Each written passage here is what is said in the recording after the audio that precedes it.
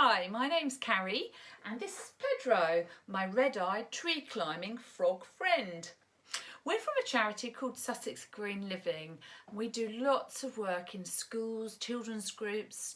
We give talks to adults. We take a stand out to shows and events. And we share our passion for looking after the planet better with everybody that we meet. I also run the Horsham Repair Cafe with lots of wonderful volunteers. I'll tell you a little bit more about repair cafes and show you how to find your nearest one a little later in the video. First of all, we're going to talk about clothes and why clothes should cause a problem for the planet and what we can do about it. We hope that you too will become one of our volunteers and help look after the planet better. We're going to show you again a little bit later on a really fun game that you'll be able to download from our website so that you can play it with siblings, friends, mums, dads, granddads to help to teach them about clothes and their impact and how they can help be more eco in relation to the clothes that they wear. There are three main problems really. Throwaway fashion, otherwise known as fast fashion. These are clothes that are made really cheaply in huge factories with very cheap labour and often not using very environmentally friendly materials that are cheap to make clothes with but not very good for the planet, and because they're really cheap, people throw them away very fast. So that's one of the problems. The clothes miles, as you're going to learn in the little game that we play in a second, lots of our clothes have come from all over the world, and all of the shipping and the transportation of those clothes is causing lots of pollution. They use fossil fuel, these lorries and ships that transport the clothes around, and when you burn fossil fuel it releases a greenhouse gas into the atmosphere which is causing planet Earth to warm up, global warming, which you might well have heard of. Thirdly, it's really important to look at what your clothes are made of and understand the material options that are available to you. Some materials are really challenging for the planet, cause great environmental problems, whereas others grow really fast and are really lovely to wear. So we're going to have a look at materials as well.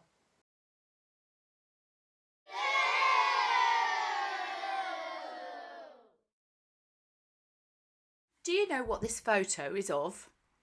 It's Twickenham Rugby Stadium. The reason I show it is, in the UK we throw away enough clothes to fill this stadium from wall to wall and floor to ceiling each year. Shocking, hey? A third of the clothes bought in the UK are thrown away every year. That equates to 1.2 million tonnes in weight. Every year, West Sussex County Council spend £1.4 million disposing of textiles that have been thrown away in the general waste bin. People in the UK buy so many cheap clothes that they throw them away because they were cheap. They put them in textile banks which can be found in car parks, and they give lots of clothes to charity shops. Now that seems like a good idea, but charity shops are getting too many clothes and they can't sell them fast enough, so they give them away to textile recycling companies. Those textile recycling companies generally ship those clothes off to places like Africa, where they're either given or they're sold in markets. Now that seems like a good idea too, doesn't it? But it means those clothes that have travelled tens of thousands of miles to get to the UK are very quickly discarded and then travel another 8, 9, 10,000 miles to Africa using fossil fuel. That's really bad. These clothes are often referred to as fast fashion because they're made fast, sold fast and thrown away fast. They were cheap, so people don't really respect them. They're often made with chemical dyes to colour them. They're made in factories, huge factories, where people work really long hours for very little money. Sometimes children work in these factories. That's called child labour. They should be going to school. Have you ever thought about where your clothes are made? Let's have a look at a few of the clothes I've got here. Now I'd like to have a look at some materials with you. You might like to stop your video and actually go and find some clothes and have a look at what your clothes are made of, or maybe do it at the end. Firstly, I'm going to look at some materials that are really very common. So these football shorts, I'm sure you've got some sports clothes like these. These are made of polyester. Now polyester is a very cheap material. It's very quick to dry, so that's a good thing. But it's made of synthetic materials, petroleum. And when we wash clothes like these, microfibers, little tiny particles of plastics come off the clothes, go into the water and go into a water system. So you need to just be really careful with the way that you wash them. They are great for sports clothes, but perhaps try and avoid them for other clothes. They are often very cheap, so that's why people are attracted to them. Another material. This is another material that's really common. It's cotton. This cotton t-shirt is actually organic. Can't really see, can you? It's organic. Now, I ask children often what that means. And they know organic in relation to food and maybe milk, but not necessarily clothes. Organic just means that chemicals haven't been used in the production of the food or the milk, or in this case clothes. Now often cotton clothes don't have organic on their label, and that's because cotton's quite a tricky plant to grow, and it needs lots and lots of, it often gets pests and insects, and the farmers actually spray it. They spray it to keep the pests away and to maximise the crop, the size of the crop, so they get lots and lots of money for their crop. But if you were a little insect and you lived on that cotton plant, would you like being sprayed with lots of chemicals? Probably not. And I wouldn't fancy working on the farm. It'll get into the soil, it'll get into the air where people are working. So it's not really very good for the environment. Also, there's lots and lots of transporting around of those chemicals to make them into pesticides. So yeah, if at all possible, try and choose organic. It might be more expensive, but it's much better for you, for all the insects, and for the planet. So that's cotton. Let's play a little game. Here you see a cotton t-shirt and different measures of water. I want you to just think for a few minutes, how much water do you think it takes to grow and make a cotton t-shirt? Do you think it's 5 litres, 15 litres, 1,700 litres, 2,700 or 3,700 litres? A small bottle of drink is only half a litre, to give you an idea. Right, if you've had a think about that, shall I tell you? It's quite shocking. It takes 2,700 litres of water to make and grow a cotton t-shirt. That's 2.5 years worth of drinking water for one person. That's a lot of water. Now, this actually doesn't look or feel, needs an iron, sorry, This doesn't look or feel that much different to the cotton t-shirt, but this one is made of bamboo. Now, some of you will perhaps have bought bamboo socks. They're reasonably common now. You can get bamboo sweatshirts. It's really, really lovely and soft. The great thing about bamboo is it's the fastest growing plant on the planet. Grows super, super fast. Doesn't need agricultural quality soil and land to grow. It can grow in really, really poor soil. Doesn't need much water.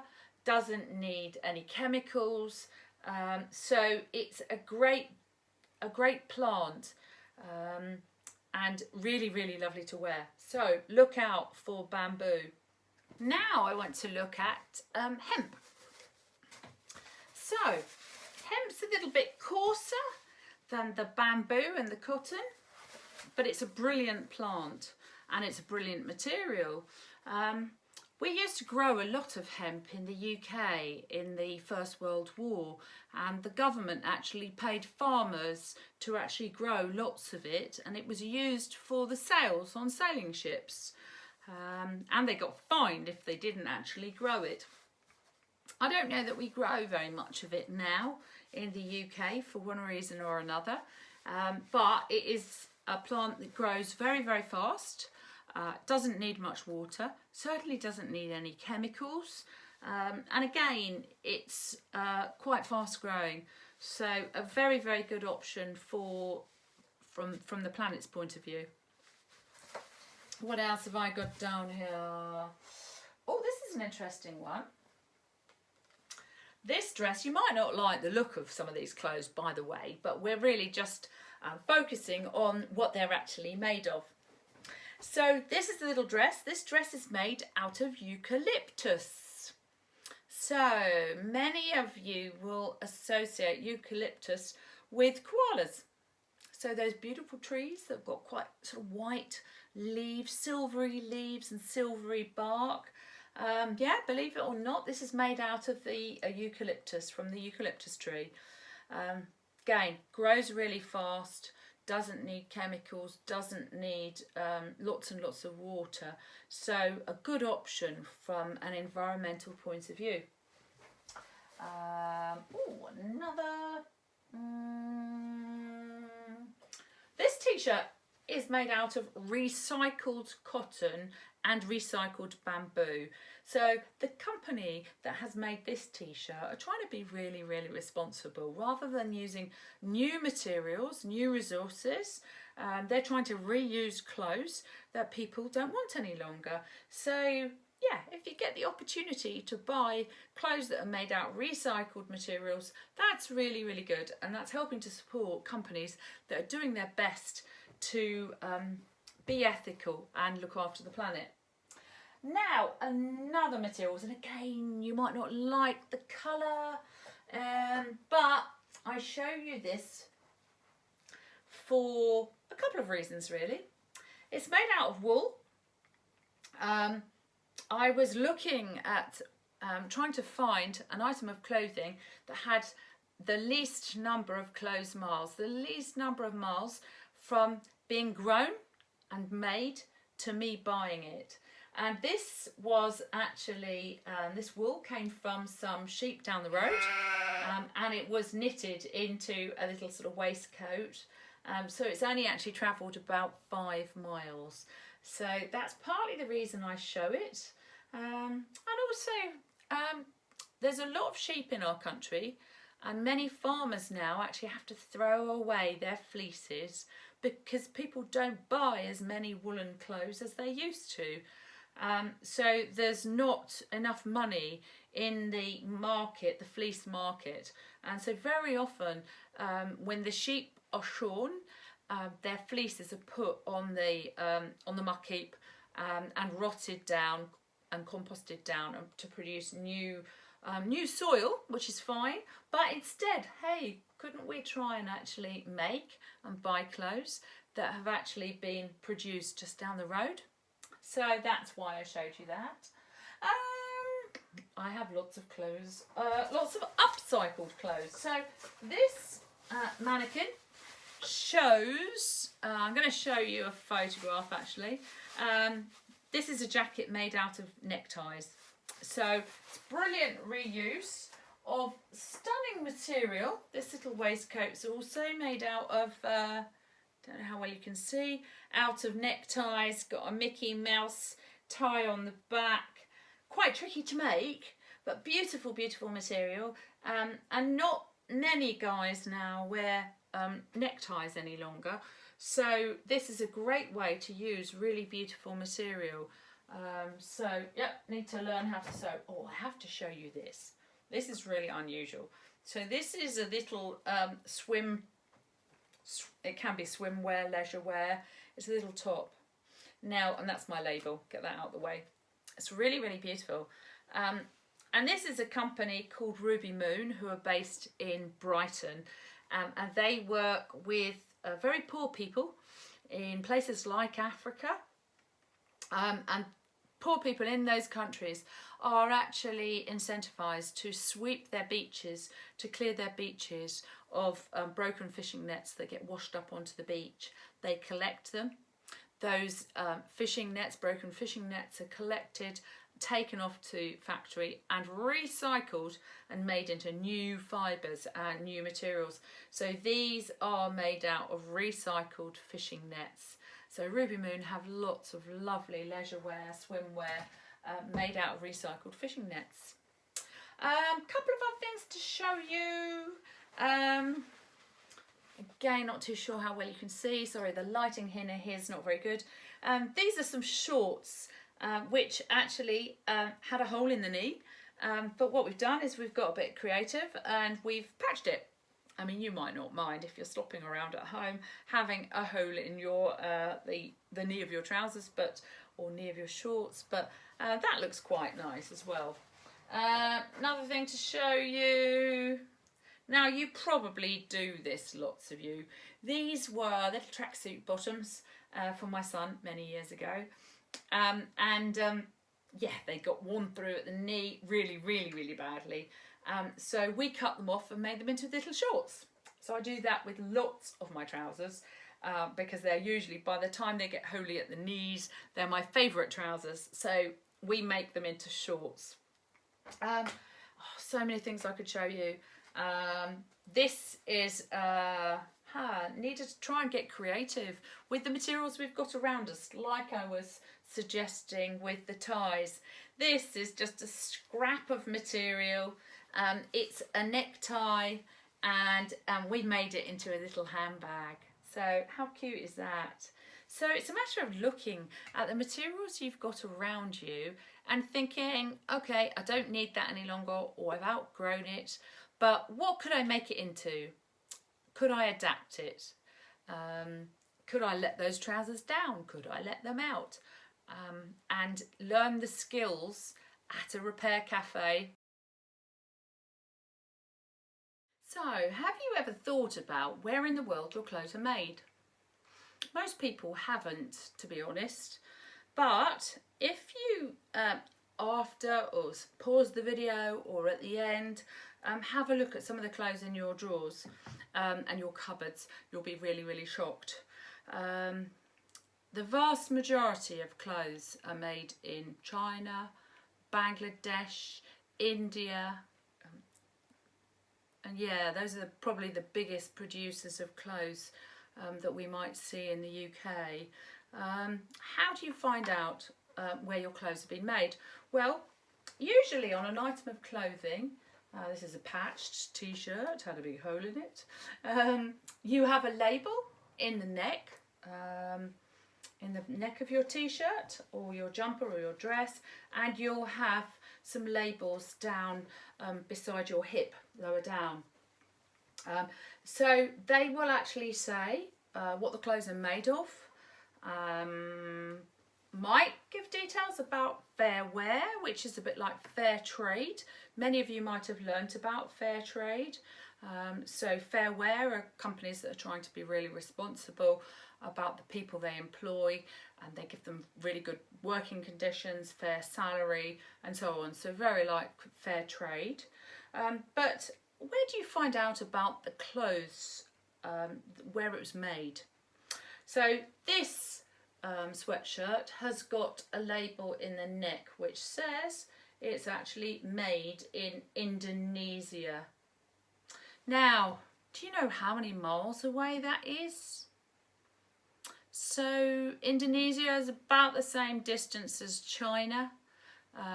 So this map shows you, shockingly, how many miles away, so over 10,000 miles away, that this sweatshirt has been made. And it's probably had a journey before that, wherever the cotton, this is made of cotton, wherever the cotton was grown, it would have then been transported to Indonesia, made into a sweatshirt, transported by lorry, then by boat to the UK. So over 10,000 miles. So it's really, really important that you wear it as long as you can. You hand it down to younger siblings, friends, and you make sure that it has the longest possible life because it's travelled a huge distance. So go away at the end of the video and have a look at where your clothes have been made. Here are a few ways that you can be much more eco about the clothes you wear, have fun and help the planet and save some money. Now, there are times when you will outgrow your clothes and maybe you don't have a smaller sibling or friend to hand them down to. Your parents might outgrow their clothes sometimes too. Well, here's a great solution. We work really closely with a West Sussex company called Bags of Support. They offer textile recycling for schools. This raises money for your school, rehomes your clothes as locally as possible, helps an orphanage in Romania and a community in Uganda. They pay more money than most of the textile recycling companies too. As I mentioned, we run the Horsham Repair Cafe with lots of volunteers. If you go to this website, you can find your nearest repair cafe by putting in your postcode, and you'll find the contact details, the website, Facebook page. So look up this website and see if you can find a repair cafe near you.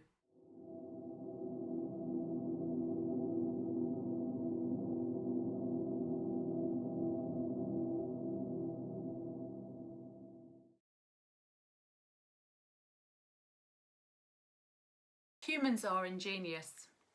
Humans are in the midst of an urgent wake-up call, a crisis. The clothes you wear have an impact, a huge impact, on the planet's fragile ecosystem in unfathomable ways. So we need to buy less and wear longer. Buy better, recycled and organic. Buy ethically and sustainably. Buy second hand. Clothes swaps, mend and repair. So go eco warriors, and please think about the clothes on your back and spread the word with your friends, your family, everyone within your reach about how they can look after the planet better. And do find some of these wonderful books. Many of you will be familiar with Greta Thunberg and the amazing work she's done. These are some brilliant books that I'd recommend you go away and read to learn about people that are doing incredible things to help the planet. And this is a great book as well for all the family to learn the basics about climate change so that we can think about how we can make a much bigger impact on improving the sustainability of the planet for our children, our grandchildren, and all those who we share this great planet with. So go eco warriors, spread the word.